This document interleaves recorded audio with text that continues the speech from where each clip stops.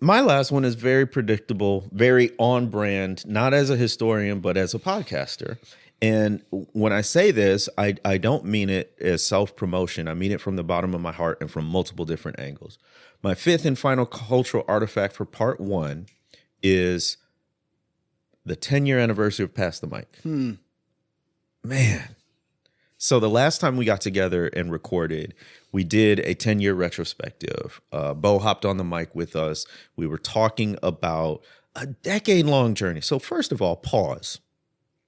For any content creators, right, quote unquote, for anybody to do a blog, a column, a podcast for 10 years consistently with the same group of people, that in and of itself is a feat, right? Like, it should be like, oh, 10 years, great job. No, but think about sitting down we've done different formats. We would sit down week after week, or we would go on these, recording retreats or whatever.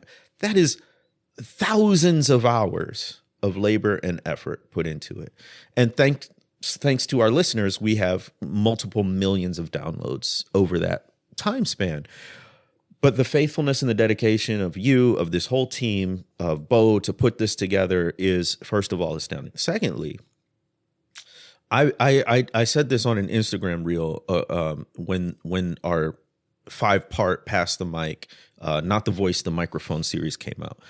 After the second episode, I was so impacted by listening to not just us talking about it, but old clips from years and years and years ago, and thinking about the stuff that we've gone through.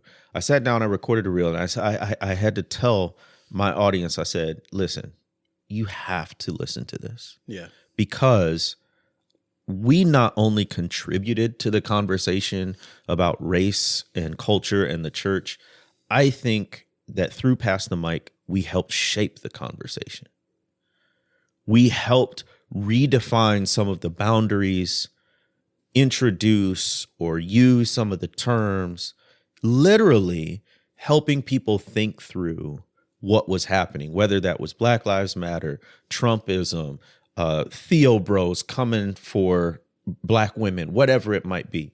Go back, listen to Not the Voice, the Microphone, the 5-part retrospective of 10 years of Pass the Mic.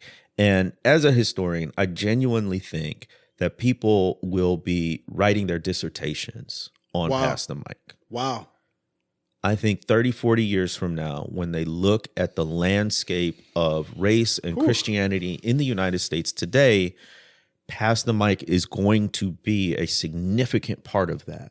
Because what we were doing was identifying issues within U.S. Christianity, particularly within evangelical and Reformed Christian circles. And we were speaking as inside outsiders and outside insiders to that in a way that no other group really could. Very few other groups, at least, right? So we occupied, one of my favorite academic words, a liminal space, this in-between space that very few people did, and then we did it out loud.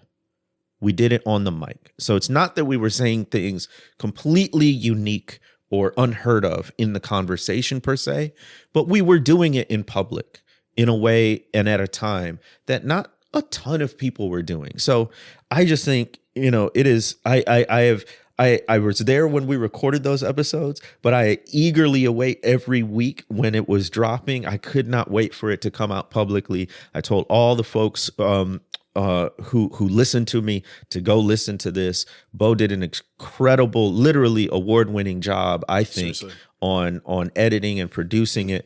And just shout out to you, man, for being a brother in this thing, for helping shape not only the conversation on the mic, but me personally in really positive ways, and for sticking with it for a decade, bro. Bro, that's special. That's really special. I'll be honest with you, it hasn't sunk in yet. Seriously. Like, it has not sunk in yet.